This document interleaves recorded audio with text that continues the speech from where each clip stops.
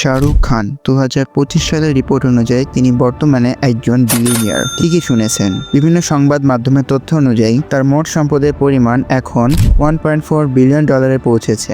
এর মানে তিনি অনেক হলিউড তারকা যেমন টম ক্রুজের চেয়েও অনেক বেশি ধনী। টাকার অঙ্কে বললে এটি প্রায় 1,68,640 কোটি টাকা। বুঝতে পারছেন কত বিশাল অঙ্ক?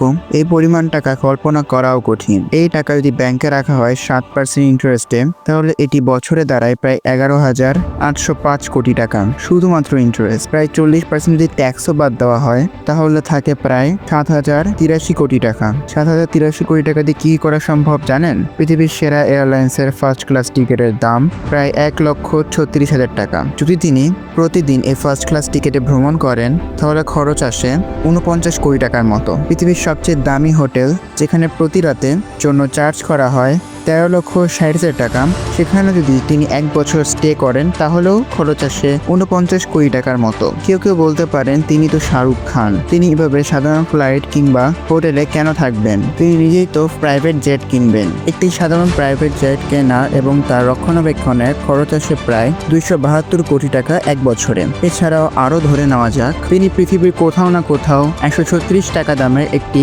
লাক্সারি বাড়ি কেনেন। এসব কিছু করেও তার বছরে মোট খরচ আসে প্রায় 540 কোটি টাকার আশেপাশে। এর চেয়ে বেশি টাকা তো তার ব্যাংক থেকে 7% ইন্টারেস্টেই আসছে। অর্থাৎ এই স্তরে ধনী হওয়া মানে আপনি সারা জীবন টাকা খরচই করে যাবেন, কিন্তু আপনি কখনোই টাকা খরচ করে কুলাতে পারবেন না। তাহলে শাহরুখ খানের কাছে আমার একটি প্রশ্ন রইল, এত টাকা কি যথেষ্ট নয়? যদি যথেষ্টই হয়, তাহলে কেন তিনি পান মাসালার মতো ক্ষতিকর জিনিসের বিজ্ঞাপন করছেন? 2014 সালের একটি সংবাদ রিপোর্ট অনুযায়ী বছরে 13,60,00,000 টাকা থেকে 28,20 লক্ষ টাকা পেতেন। ধরেই নি এখন 2025 সালে তিনি পান মাসালা কোম্পানি থেকে 10 গুণ বেশি, অর্থাৎ 136 কোটি টাকা থেকে 272 কোটি টাকা পেয়ে থাকেন। এখানে প্রশ্ন হলো, আপনার কি সত্যি 136 থেকে 272 কোটি টাকা অতিরিক্ত প্রয়োজন? আপনার পান মাসালার অ্যাড দেখে দেখি অনেকেই পান মাসালা খায়, যার ফলে তাদের ক্যান্সার থেকে শুরু করে অনেক ভয়াবহ রোগে আক্রান্ত হয়। এগুলোর আবার কোনো কোনো জায়গায় রিকভারি করারও কোনো সুযোগ থাকে না। তো ফ্রেন্ডস,